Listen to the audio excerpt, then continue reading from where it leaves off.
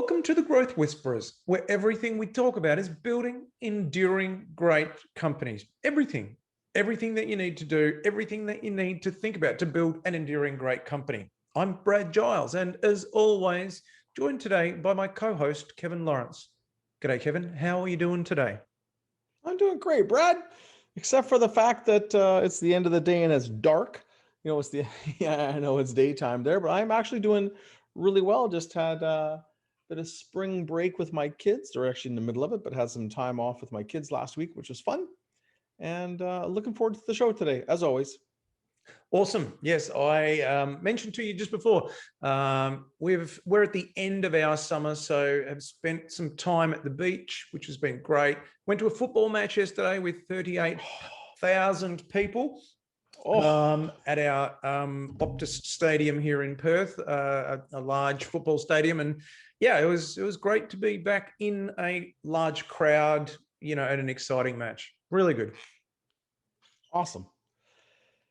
So we've got today. Oh yes. We've got our one-word opener. Pardon me. Yes. So we've got our one-word opener or one phrase. So what's on your mind for today? Mine. I was thinking about it. I was out. My word today is persistence.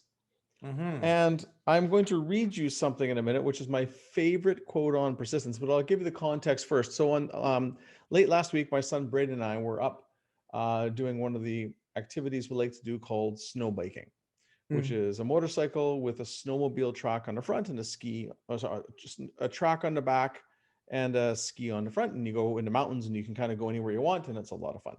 So I took my son for the first time. He had tried one before, but just riding it around, not like we were doing. So I took him for the first time. We went out and had a heck of a great day. It was awesome. He did great. My buddy was there with his son, who also did well on his snowmobile, a traditional snow machine. And we had a great day. And, had the hot tub after, had dinner, hung out, and it was all real good. And then the next day, my son was sore, like his butt was sore because the seat keeps hitting your butt when you go over bumps. And he didn't want to go. He was just too tired to go into, and basically he couldn't sit on the seat. So what he ended up doing is he mustered it up and he went and did it. And he actually had to ride side saddle, meaning he couldn't have his butt on his seat. He had to have like his thighs on the seat because it hurt too much. But so he's riding this way and then he's riding this way. Anyway, so it's persistence. And, what I know, one of my greatest strengths as a human is persistence. It's served me well. And sometimes I think I have more persistence than I do intelligence, although persisting has made me smarter because I've learned so much. So I'll share a quote. This was in my friend, my good friend of mine, I grew up with, Steve Dale Johnson. His father, Rod, had this hanging up in his office. And this is from Calvin Coolidge. Those of you watching the video, I've got it on screen. And Calvin Coolidge, the quote is, "Nothing in the world can take the place of persistence. Talent will not. Nothing is more common than unsuccessful men or women with talent. Genius will not. Unrewarded genius is almost a proverb. Education will not. The world is full of educated derelicts. Persistence and determination alone are omnipotent. The slogan, 'Press on,' has solved and always will solve the problems of the human race." Awesome. So that's my word today, persistence, because it's almost a mantra in my life. And last thing, just on that, I rewatched the movie recently of Catch Me If You Can. And there's a quote in there where the con man, it's his father who kind of teaches him, and he tells a story about two frogs in a bucket of milk, and one frog drowns, and then a bucket of cream, and then the other frog kicks and kicks and kicks so much that he turns the cream into butter and then hops out, which is again another story about persistence. So that's a long-winded one word, but persistence is the theme of the day and the week. How about you, Brad? Nothing at all that is as compelling as that. Yeah. Last week, my word was spiral. Okay. And that was, we are spiraling up every time we work with a leadership team. Okay. a month, a quarter, a Mm. year goes around, we want to be at a higher level as we spiral upwards. And then this week, as I've reflected, it's really about confidence. And that's the confidence that we get when we work with people in the long term. Yes. And it's, I just really despise words like growth hacking or phrases like Yeah. growth hacking, because there's something to be said for it being enduring, and the way to the way to build that is focus on the long term things, focus over Yeah. a long term on the long term things. So yeah, my word is confidence. Competence? No, confidence. Confident. Yes, love it. Brian, what you were just saying, there's something really interesting in that. We're in a world of quick fixes, take a pill for anything, take a shortcut, hack this, hack that.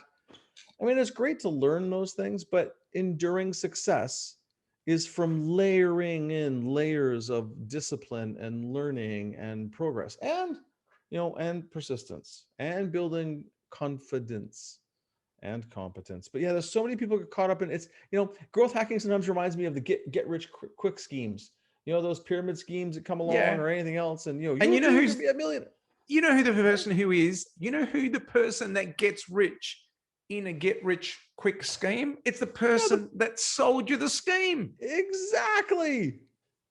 I know, it's awesome. Anyway, so let's get into our show today. So we're talking about persistence and confidence. Interestingly, those things go very, very, very well together. Brad, you got an idea. I can see it on your face. Please tell me, this is going to be awesome. Hold on, ladies and gentlemen. He is so excited about what he's about to tell us. It's going to be awesome.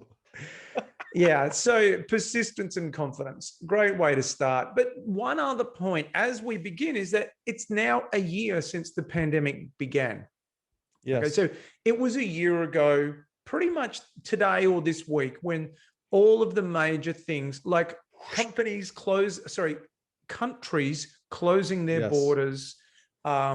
Everyone was absolutely in panic mode, trying to figure out what is going to happen. The cases were escalating. There wasn't a new normal. So yeah, the pandemic, it's an interesting subject that we've got today, because the pandemic a year ago was kicking off. And as we were talking about this subject, which is Mondayitis. Mondayitis is actually a pandemic in itself if you let it run free, if you don't use the appropriate quarantine mechanisms, if you don't use the appropriate safety mechanisms in your organization. Mondayitis can become a real problem. Yeah, and it creeps up on you. And that's the challenge with it, is that it starts to weigh you down, kind of like a cloud hanging over your head, and then the head of your team, and then your whole division, sometimes the whole company. It kind of creeps up on you. So yeah, that's what we're talking about today. Mondayitis. And we're not talking about, the Mondayitis that our good friends that might have a problem with alcohol or some other substance have, where it tends to be Sunday night, they hit it too hard and don't make it to work on Monday. Although it is a similar thing when there's some sort of psychological tension or distress that makes you not want to come to the office. So Brad and I did some very important research. We went on to the internet and we looked at this thing called the Urban Dictionary. It's kind of like the Harvard of urban dictionaries. I'm sure it's a very credible source. Actually, it probably is. But this is people's opinions on it's on not words. There's a lot of very funny definitions on there. There is. Yeah. Yeah, we picked one that suited for us. But really, what someone had written here is Mondayitis from Urban Dictionary. It's a feeling of weariness, sadness, apathy, and general distress that many individuals feel when starting the Monday morning work week. This feeling is usually enhanced after a large weekend. Now, also to hold true to our friends in the Middle East and other places that run a different calendar, in a place where you work Sunday to Friday, it would be Sundayitis, right? Not Mondayitis for people that work on a different calendar than we do in the West. But the point of it is, it's basically dreading going to work for whatever reason, and people either showing up unenthusiastic, like not happy to be there, not fully energized, ready to go and hit it first thing in the morning, or actually calling in sick, which we call it in the West. And what do you call this calling in sick over in your part of the strange world there, Brad? And we would call, if you're due to come to work, if it's an assigned work day and you decide not to because you don't probably have the motivation. Let's say if you're really sick, then you're sick, right? But we would call it throwing a sickie. Throwing a sickie, I like it. So no matter what, and look, and here's the thing we want to say, Brad and I are both big proponents of mental health and taking care of yourself. Sometimes you actually need to. Sometimes you need what we call a mental health day, or just taking it. Sometimes you just need an extra day off for yourself to recoup or to deal with some personal affairs. 100% okay to do that. We're not saying not. We're saying when it's a chronic problem where people either don't come to work or don't want to come to work, which is the bigger thing. It's, they're actively showing up, but they're disengaged. That's what we're talking about today. And as we're saying, it can be, pandemic-like, that it can spread throughout the company and have almost a malaise and lack of enthusiasm or lack of desire for many, many people. Well, what we're really interested in is when the Mondayitis occurs because of the company. So yes, we said alcohol or party too much, or you need a mental health day. That's not because of the company. But what about when people don't want to come to work because of the company, because of things that are happening? That's what's really interesting. And that's what can become a real problem, certainly in terms of attracting and retaining A players. Yeah, because it's a symptom that you've got things happening in your company that are unhealthy or not consistent with it being a place where people really want to show up and they're excited to get to work and do their best work, i.e. the intrinsic reward is outweighed by the pain and punishment they get from being there. So it's a symptom. So yes, people have their own personal reasons, but we're trying to get to the fundamental business reasons. So a couple things here as we kind of dig into this is that this does tend to impact some people more than others. And what we know is, people that are A players generally are more likely to push through challenging situations and actually clean them up. So from what we've seen, A players are less likely to suffer from this, although there's a certain point where A players will be less tolerant and move on, i.e. if the company isn't going to become a great company to work with, they actually may choose to work somewhere else. Yeah. And that's, at a certain point, they've had enough, I'm out. Yeah. And we obviously don't want to get there. And that's one of the reasons that we're talking about it today. How can you identify, is Mondayitis a problem within your organization, and what can you do about it? There's a saying that A players won't work for B players, and B players employ C players.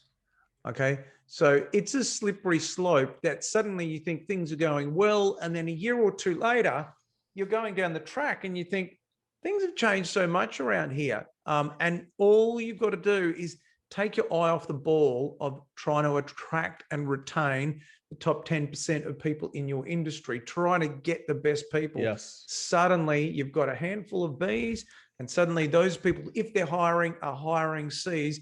And then you're like, this is a completely different company. And then people start saying things like, gee, I can't wait till the weekend. It's going to be really good at the weekend. And that's a really big problem when you're the CEO and owner of the damn company. Yeah. I was recently having a conversation with a CEO who has Mondayitis, Tuesdayitis, Wednesdayitis, Thursdayitis, and Fridayitis. He hates his freaking company. And we start digging into it. And I was talking with him about this. And as we're going through it, it's like, he's got a whole bunch of the wrong people. He doesn't like most of the people that work for him. That's a problem. And I got a question. Did he hire them? Some, but he actually put somebody else in charge of a lot of it. And this person, I'm suspecting, was not on culture. probably doesn't even care about culture and based on the people decisions. So yeah, it's almost like the new COO hired a bunch of people, and most of them are mediocre, but a bunch of them are mediocre. But the CEO I was talking to says, I don't like these people. I don't like what it's like in my company. These are not people I'd spend time with. And I explained to him, hey, by the way, that's not how it's supposed to be. No. You're actually supposed to like the people you work with and want to work with them and believe in them and feel energized from the work you do. So yeah, this guy doesn't just have Mondayitis; he's got like everydayitis, and it sucks that he's the owner of the company, and he will make the change. He will, but it's so it sort of goes both ways. It can be from the owner to their team, or a leader to their team, or a team to their leader. It can go either way. But the most important thing about this is it's damn contagious. Like this new variant of this bubonic plague that we're dealing with around the world right now, called COVID. And yes, thank you for the technical term. Yes, but and truly, it's like for example, this CEO, I'm sure he's not having the greatest influence on his team. He's not showing up with a lot of love and joy and engagement. It's going to spread through the whole company, and the company probably would get dreary. There's a saying that the CEO sneezes, and the whole company gets a cold. Yeah. Right. So that's what I see. But the thing that I really want to share is I just also on the weekend I was talking to another entrepreneur. Everywhere I go, I'm always talking to different entrepreneurs, and not on the weekend. Last week I was talking to this entrepreneur in between our fun times, and we had gotten a chat going about labor unions, and I don't know what it's like in every part of the world, but labor unions were started probably 100 years ago, when people died at work regularly because things were not safe and people were not treated well or taken care of. Yeah. And today most companies are quite good, but it's almost like that this Mondayitis that can spread like crazy between people can almost is a reason why, I guess, in some parts of the world, why labor unions are there. Because when workplaces become toxic, people don't feel respected or valued or whatever it happens to be, it creates this, people start getting frustrated, and if nothing changes, they look for an external source maybe to drive some change, i.e. a labor union. We had one company that we worked with that and most entrepreneurial people don't want labor unions. Like most don't want unions in their businesses, because it adds additional cost from an ownership perspective. I'm sure there's a but place it adds an adversarial partner. Exactly. And that takes a lot of energy to manage well, and is not always for the benefit of the people or the company. So anyway, and we're not even here to say whether, some people believe in them and like they're the best thing. On the side of the fence that we're on, they tend to add an expensive adversarial partner. But in this company that they almost brought a union in, and we had to work like heck. Well, there was an a-hole of a plant manager. The manufacturing facility was getting toxic. People were not being treated right. And in many ways, in our debrief, it's, and I include myself because I'm an advisor to the company, we earned that labor union coming in to tell us to smarten up. We had screwed up. We had some of the wrong people treating people the wrong way. And the union's there to say, hey, that's not okay, which at the end of the day, they were able to turn it around. But it was basically the whole plant was starting to have Mondayitis because the plant manager was such a jerk. Jeff Bezos has got this saying, which is, your margin is my opportunity. Okay. So he looks out and he looks at the industries where there are healthy margins, and he says, your margin is my opportunity. And what I'm hearing through what you're saying there is that if you have a weak culture, if you have a toxic culture, if you have a culture where Mondayitis is present, perhaps that is the labor union's opportunity. Like they see that as being, this is our opportunity to go in there and to fix this from their own perspective. We could win pay rises. We could get in there. So yes, yeah,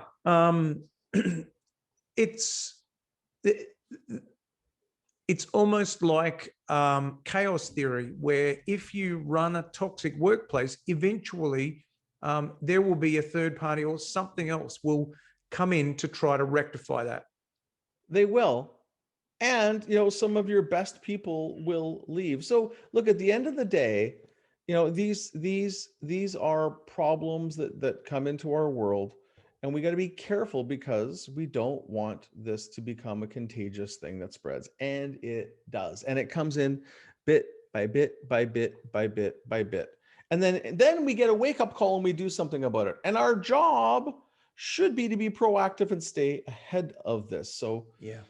Let's dig into some causes. We got our 7 main points, which we have here, which is we look at what the causes, and then we've got some solutions. So number 1, they could actually just be sick. They could actually be calling in Monday. And this is not only about people who are having the day off. Let's be very clear about that. This is about people who are almost actively disengaging on a Monday, right? Be it now, if you've got high vacancy rates on a Monday, or people who are away on a Monday, then that could be an extreme cause. But this is just people who are disengaging on a Monday. So number 1, they could actually just be sick, or they could be tired from just partying too much on the weekend, or having too much fun, or, maybe they went on a trip away. I remember when I was younger, I used to race cars, and we'd be racing cars at night. And, we'd be getting home at 2 in the morning or something like that after having a full day's work and a full day's racing at night. You do that for a day or 2 in a row. And plus we'd have to drive off into the country to do it. So, you can be pretty exhausted. So it could just be that they've got a really active social life outside of work. And yeah, it's interesting to know as a leader. Yeah, and I'm just thinking, I had a flashback there, Brad. I remember being out all night partying with my friends one night, and then rolling into work the next morning and going, I don't think I'm in the condition to be at work. And just, still showing up. I was not the type of person that would call in sick, but showing up. But yeah, not with all my faculties, that's for sure. So yeah, that can be common. They could have just, and there are people that are so committed in their personal life. Their personal life is so busy that sometimes not a lot of energy left for work. So that's true. No, so the solution to that is, just have a conversation with the person, right? You can, if you notice the pattern, hey, what's going on? I'm noticing, what can we do to have you ready to go, bring in your best foot forward Monday morning? Like for some people, there's a Sunday night routine that people do, like I often do, to get ready for a great week. Or there's things to set you up to win. And that's where coaching and offering guidance can really come in with your people. And that's a really important point that I picked up that you said through that. You approach the situation as a coach and not a manager. Okay.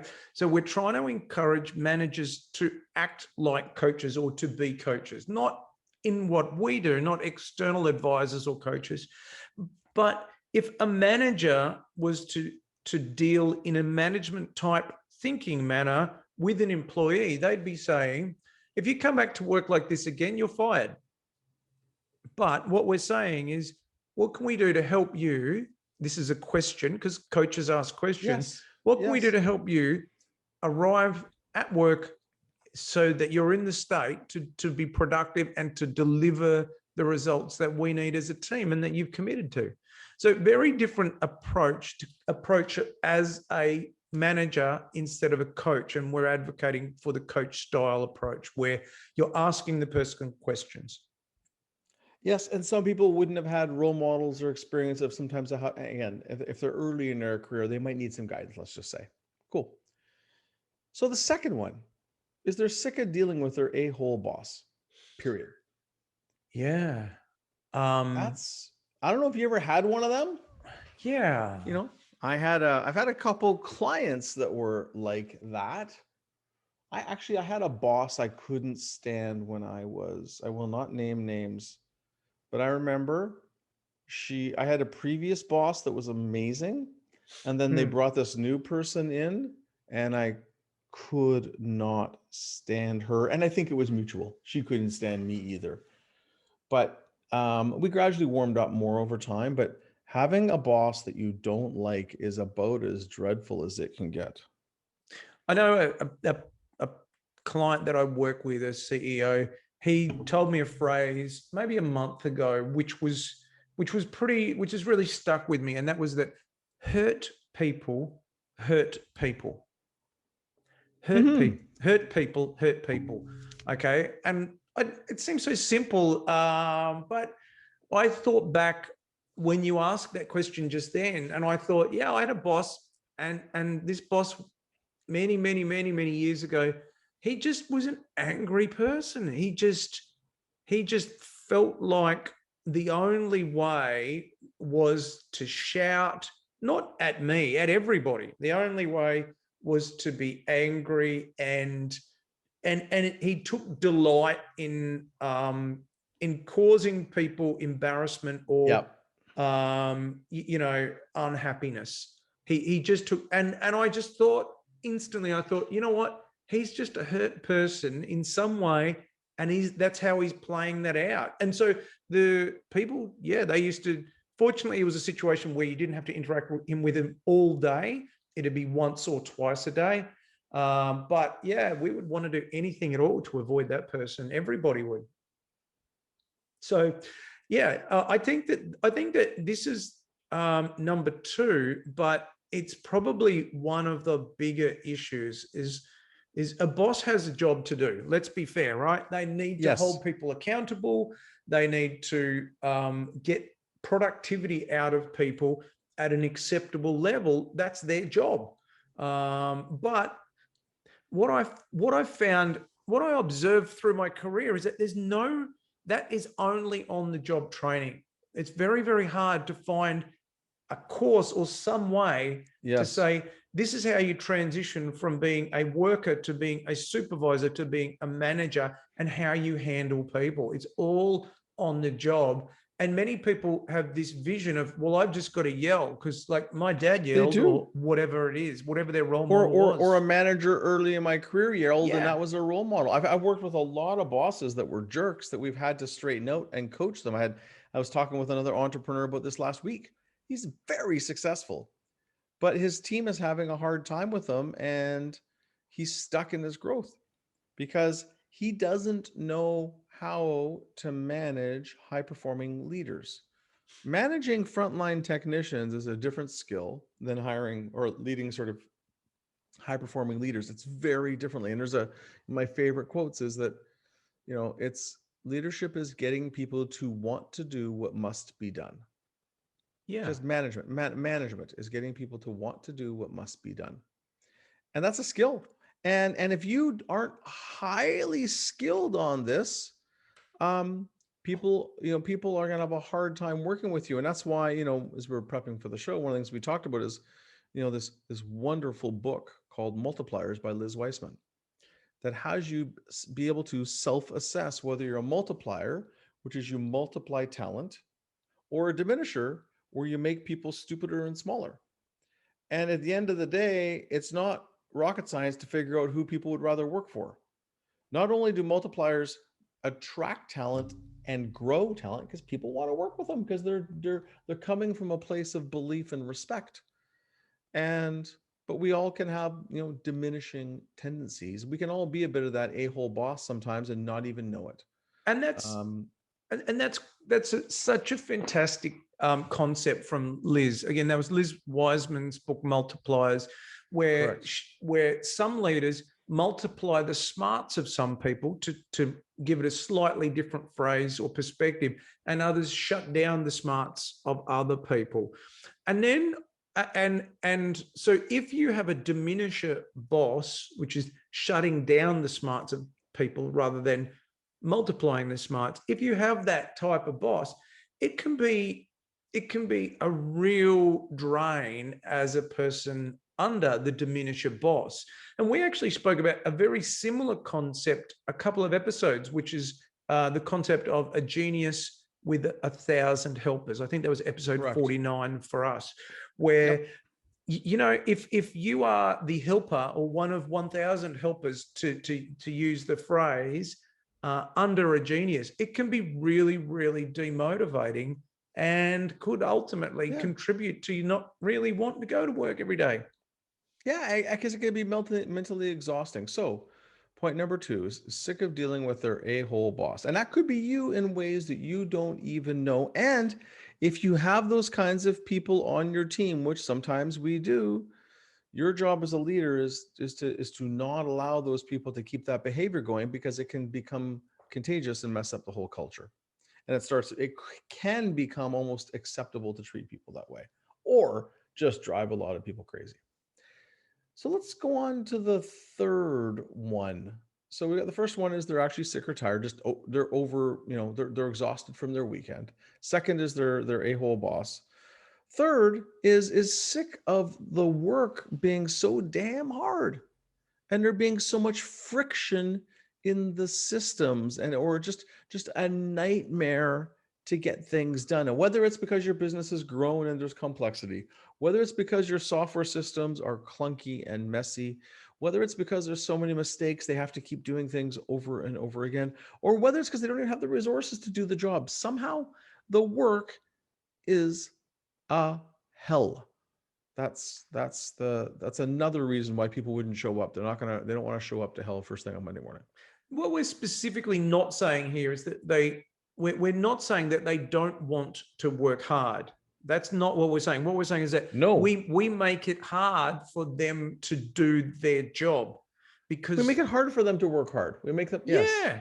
Yeah. It's like, if you talk to them and they talk about systems that don't make sense. Like, why do we do that particular process? This doesn't make any sense. Why are we doing it that way? We complete these forms and they don't end up going anywhere. There's no point to it. And often, but we always have, Brad, but that's the way we've always done it. That's why we do it. We've always done it that way. And if that's what you're saying, like, there's a whole episode that we can talk about that, right? Number one, be humble and always try to find a better way. This is very common, and I don't want to single out a employer, but I will. But this is very common in government bureaucracy, which is people find it very hard to do a good job, because the size of the bureaucracy protects itself, and there's a lot of work that gets done for no real purpose or reason or outcome. Yes, and bureaucracies build systems to protect themselves from really incompetent people. Mm-hmm. That's why bureaucracies exist. So instead of dealing with the incompetent people, you build cumbersome systems and duplications and 14 sign-offs and 3 approvals and all kinds of stuff, instead of dealing with the core people issues. That's a whole other episode on bureaucracy, but we don't even want to talk about it that much. But yes, you end up with these systems, and that's why many companies that we work with, and I know with you, they will have many of their execution plans are about streamlining and improving systems. And it's not just, hey, we're going to buy a new software package, because that's just a way to spend more money. It doesn't necessarily, if you've got a crappy system and then you automate it, you've automated crap. Like, it doesn't, you need to improve the systems, streamline them, remove friction from the perspective of the user, not the perspective of head office getting the reports, but the people in the field doing the job. And it's a forever project to continue it at the frontline team level through the whole company, to keep streamlining it, to make it easier for people to do great work. Yeah. There's one team that I work with, and they thought that they were going pretty good. They were pretty confident.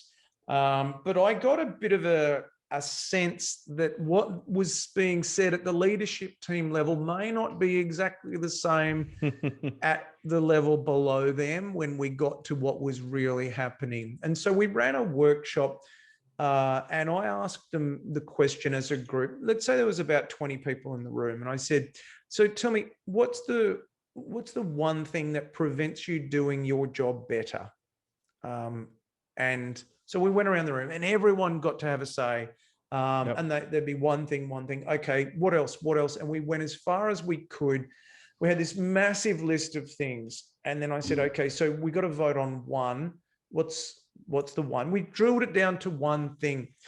And then, so we got this one point, and it was that in the business, they had all of these processes and flows that would work, but it was incredibly frustrating because other people could disrupt that process in the workflow, if you know what I mean. So salespeople could come in and say, I've got this urgent job. I want that to jump in like at the front of the queue. And so that meant that they couldn't trust the deadlines that they'd talked to customers about to get things out. And the whole workflow was being completely disrupted. And it just kind of evolved over decades into that system. And everyone, all of these 20 mid-level managers, they're like, this is just driving us crazy because we can't trust the system that we've got. We don't know where our customer's job is because someone comes in with like a 3-day or 5-day project and plugs it right in front of it at any point. Like it's completely terrible. Now all the leadership team, they didn't really even know that this was such a big issue or the number one issue. And that was incredibly demotivating for these mid-level people who had to fight these battles on a constant day with the people who were the customers who just wanted to know when is my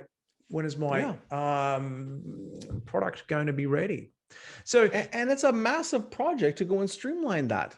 Like, and people don't dig into it because it becomes a beast, right? And they become, so we have one in a company we're working with, just like what you described, and we've got good people that want to be accountable for stuff. Interestingly, the person that has taken the most accountability and run with it is the wrong part of the business to run with it. So not only do we have to streamline the process, we have to shift where accountability sits for different things and different decisions. And there's a whole bunch of change management required. Never mind figuring out a better way and being open to changing the old, but then dealing with the resistance that you're going to get and the people's pride that will be bruised. But those things are critical. So the advice that we would leave you with on this is, systems, critical systems that allow people to do a good job, because people take pride in their work. They need constant improvement, constant until the end of time. And you got to make it feedback from the people who are using it. Yes, from the user. So the final thing I'll say is, if your IT wants to go and streamline the process, or someone from the corporate office wants to go and do it, that's real sweet intent. But they're not the one who has to use those systems every day. You have to have the voice of the users in every conversation, because those other people have good intentions. They're just disconnected from reality, or they have different priorities. So let's move on, shall we? The next one, number 4. And this is also very common, and I have experienced this, but they're sick of working with a toxic person on the team, or the whole damn team is toxic. Usually it's one or two that start to contaminate the team, and they just dread. And I don't mean for you. Have you ever been in a meeting where a situation where you dread having to go to a certain meeting or working with a certain person because it's just gonna be a headache? 1% of the population is psychopaths. 15 to 20% of the jail population is psychopaths. In companies, about 3% of people are psychopaths. And the further that you go up the ladder, the higher that percentage increases. So that means if you've got a company of 100 people, statistically, you're likely to have 3 psychopaths in the business. Now, that doesn't mean that you do. Maybe they're not attracted to your industry, or maybe you have an effective hiring and onboarding process that's going to filter those people out. Yes. But we all have to work alongside tough people. When we've got a toxic person on the team, like, it's just like a virus. It spreads. Misery loves company. We've heard that saying before. And yeah, we've got to understand through things like the net promoter score, the employee net promoter score component of that, or other employee satisfaction surveys, is a good way to begin to understand what is actually happening. And when you see those things dip, that could be a real problem. But you know what? I don't want to work alongside a psychopath. I don't want to work alongside a toxic A player or a C player. Like, it just drains my energy and it makes me feel like I don't really want to go to work today. And that's what most people would feel in this environment, on this item. 100%. And so as a leader, we have to keep an eye out for it and watch out for those toxic people and don't promote the toxic people, right? That's why one of the things that we do is, ideally quarterly talent reviews, where we review the whole portfolio of the most important leaders, all the leaders, or the most important ones, and just make sure that they fit the culture and they perform well.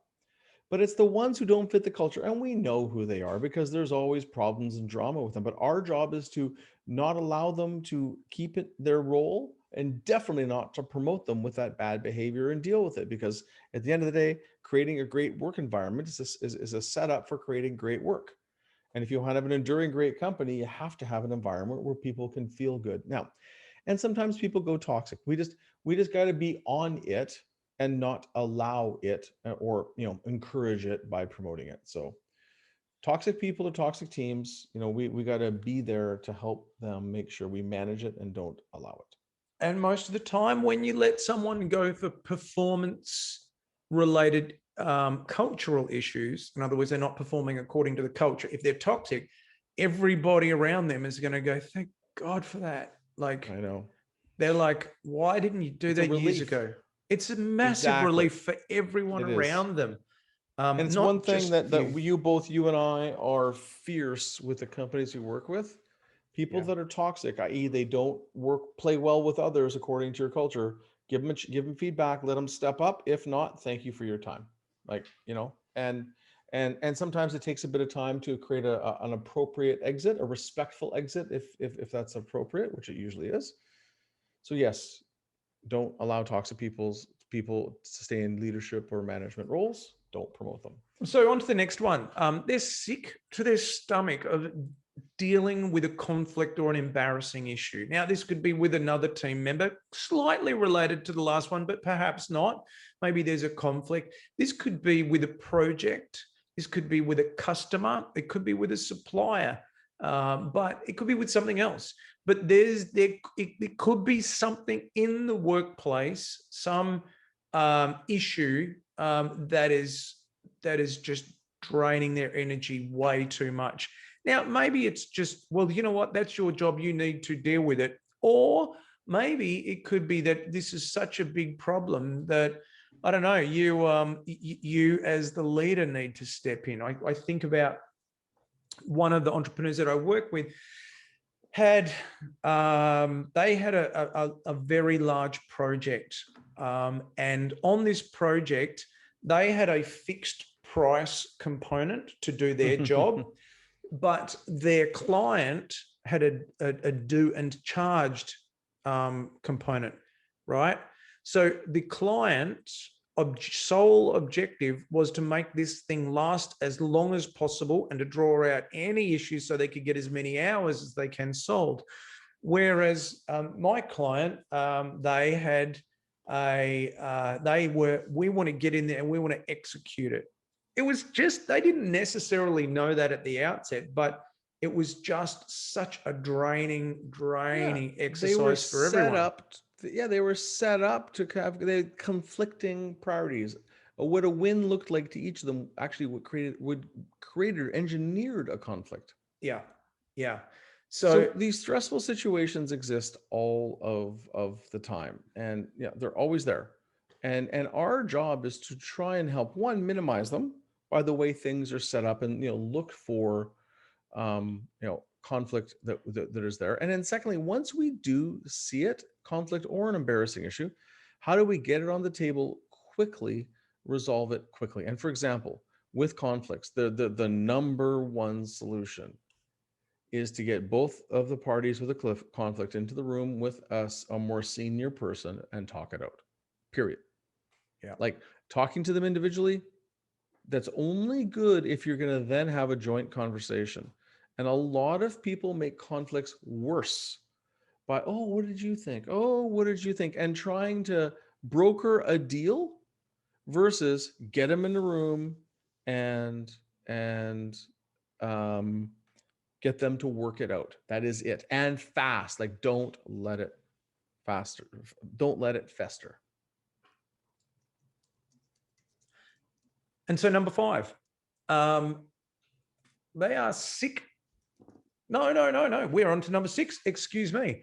They are sick mentally and they can't handle the thought or muster the energy. So we about the amount of work that they need to do. The first item was around they're physically exhausted or sick from the weekend. Yeah. But here, they're just having mental health issues. I think we've spoken a few times before on this podcast about everyone experiences mental health issues to some degree. And it's often not a case of, well, you just need to toughen up. You know what? Just harden up. Get a bag of concrete, Kevin, and eat that bag of concrete, toughen up, and you'll be fine. And then get on and do your job. Is that an Aussie thing? Eat a bag of concrete and you'll be fine. I have never heard that one. Yeah. I don't know if it's an Aussie thing. I have certainly heard it before. Really? But how does it taste? How does concrete, have you tried it? I haven't, but I know that it can be quite acidic when you get it on your hands. So I imagine it would be quite painful to eat. Not that I'm going to try that. Okay. But the point being... And we're not advising you. I'm just quite curious about Brad's story. But yes. Yeah. So what we're really saying is that everyone has a body and a mind, and sometimes the bodies can be unwell and sometimes the mind can be unwell. And, it's a perfectly normal part of being a human. We need to work through these things. So if that's the case, like we need to just identify that. Sometimes you've got really fantastic team players who are going along, and then suddenly something dips. Maybe they're having problems at home. Maybe there's who knows what it could be. During the COVID crisis, a few times we spoke about giving them a free pass. Do you know what? Like, this is such a terrible situation. Maybe we just need to give them a free pass for their performance or culture issues, coach them around it, and then, support them and move forward, knowing that that's inherently who they are. They're just dealing with a tough situation. Thoughts on this, Kevin? Yeah, well, in my book, Your Oxygen Mask First, one of the chapters, there's a chapter on mental health and helping you to recognize when you're mentally cooked and exhausted and burnt out, and you're gonna have a version of Mondayitis when you're like that. Happens to all of us at times. And if that's the case, there's two things. One, if it's really bad, like, if you're in the orange or red zone on the mental health continuum, seeing a psychologist is usually the best advice as a way to help unpack those things that have cooked your brain. Secondly is what I call resilience ritual. The other one is your doctor. I go to a naturopathic doctor when I get burnt out. He helps to reset my system and get me back on track. Psychologist helps you to unpack the stuff. So those are two things. But then there's another chapter, I think it's chapter 3. It's called resilience rituals. What are you doing? And Brad, you mentioned the body and the mind. What are you doing to rebuild your resilience? Sometimes you actually have to have a recovery period to rebuild your strength because you've just worn yourself out, depleted yourself. So there's, for body, mind, and spirit, what do you do? And it's interesting, as I've been talking to lots of people that have had a tough time in the last year and been very worn out and falling into this where they didn't want to, go to work or they're, deal with whatever. Is the amount of people that got burnt out because what they used to do for their own resilience changed. Some places gyms were closed. You couldn't have dinner parties with your friends. You couldn't do a lot of things.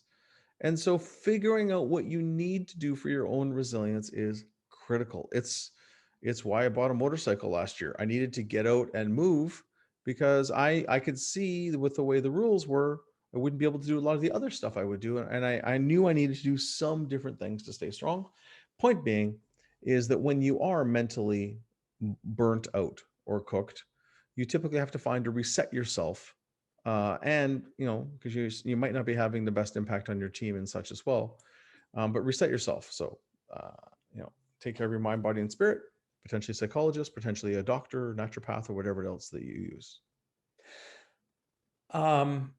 Yeah. And so I guess the advice around that one is one thing that you mentioned, which is the mental health continuum. So as a leader, we're a big fan of this tool. You can Google the phrase mental health continuum, and it's a spectrum from healthy to unwell. And it says, it asks to look for the behaviors, the observable behaviors in an individual in this context who may be a part of your team. And it asks you, what number of these behaviors are they experiencing, where on the spectrum? And then it kind of advises what to do. So, there comes a point where if they're unwell, as you said, we want to send them to a psychologist to help them to work through that. And then it could be a bit of time off or whatever it is. But the mental health continuum is the tool that we recommend if this is what you suspect in this area. For sure. And, and then if you need professional help, just always get it. There's experts for that. When you have a medical emergency, you go to the hospital. And when you have a mental emergency, you should go to a psychologist. Yeah. Awesome. So then number 7, and this is another case, and it's, slightly different from the others. This is just when people are tired of feeling like sick and tired of feeling like a failure, and they know they can't win, and either they want to crawl into a hole or they're out looking for another job. Now, and if these are people that were mishires and you as a leader or company made a bad choice, it's probably great that they're out looking for another job, and they might be calling in sick to go to a job interview or do their resume or who knows. But it's also a sign that if you have people that are failing and floundering and you're not dealing with it, you're not doing the best for your people. It's like, and it's not that you put them under misery. You're just supposed to, when people are failing. Are you having the conversations and helping them to get back on track? And if you come to the realization that this isn't likely going to work, they're not going to love this job or thrive in this job, have a conversation with them about making a change. We're adults.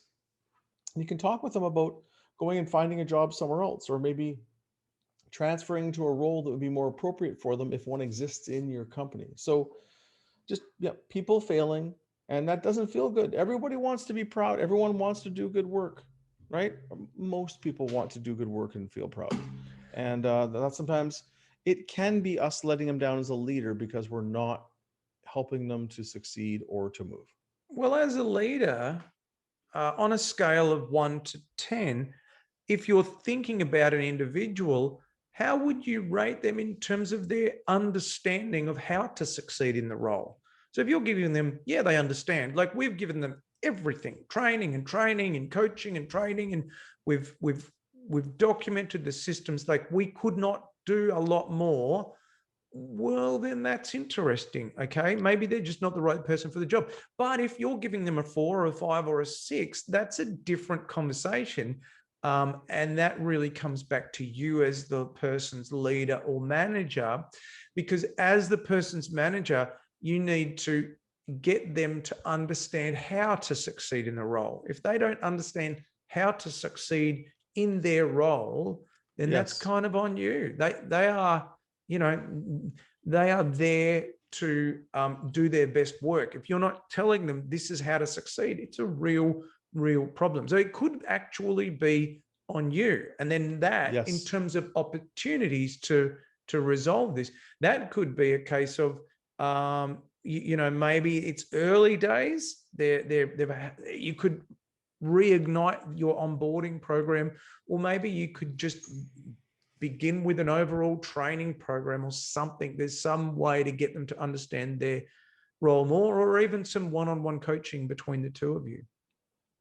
Yeah, you need to remove the variable of them having the right leader, because if they're a couple of layers down from you, you don't know how much they were trained or the coach. Take a salesperson. If a salesperson hasn't spent a lot of time doing role plays with their manager, especially a new salesperson, and they haven't done a whole bunch of shadowing with salespeople and haven't had whatever the proper training and development program is in your company, they could be an amazing salesperson, but without the right training and resources. And that's why we like to always do a double check before we assume that the person's no good. Have we done right by them? And then we can sort of say, hey, maybe this isn't going to work, which is, that's what a performance improvement plan is, or a PIP as they call it. It's to map out, okay, here's the things you need to do to win. Let's figure out how we can help you with these things. What are you going to do? What can we do? And then let's get back to winning. Yeah. Awesome. So the theme of this today is, if we go back to the initial, is there a pandemic of Mondayitis in your org? And if so, what can you do about it? And we've gone through and looked at this, this thing where people just don't want to come to work, or if they do, they're coming partially engaged and not fully excited to do their best work. And we've talked about how it can be very contagious, and especially if you're the CEO. But it can be very contagious if it starts, spreading all over the place, and it becomes the default of the culture, which is not a happy place to be. And we had some points, Brad. You want to kind of walk through? Sure thing. Walk through these points? Yeah.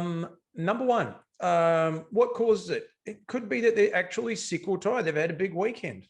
Number two, they're sick of dealing with an a-hole boss. Their boss is not making their job easier or better. It's actually making it a lot worse.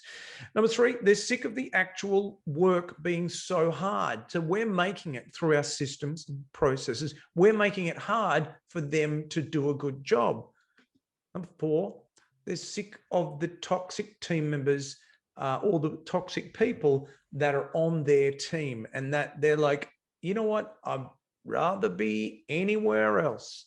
Number five, they've had enough. They're sick because they've got a conflict or an embarrassing issue. Could be a project, could be a client, it could be something that they've committed to doing and it's embarrassing, or it's tough and it's at a terrible state that they just have had enough of.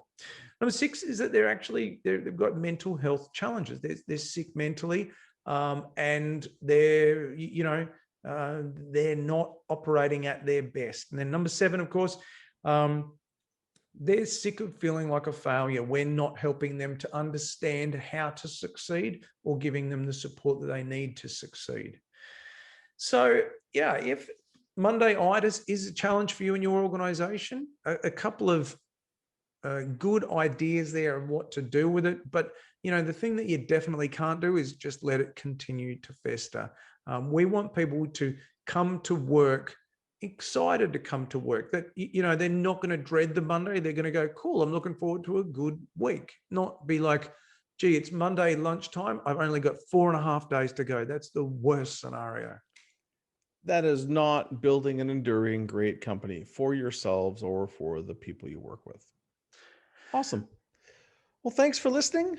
This has been the Growth Whisperers podcast with the awesome Brad and Kevin sharing our ideas of how we can make things better, and always trying to make things better for us and the people that we work with. So for the video version, go to youtube.com, and for Brad, evolutionpartners.com.au, and for Kevin, lawrenceandco.com. Have an awesome week.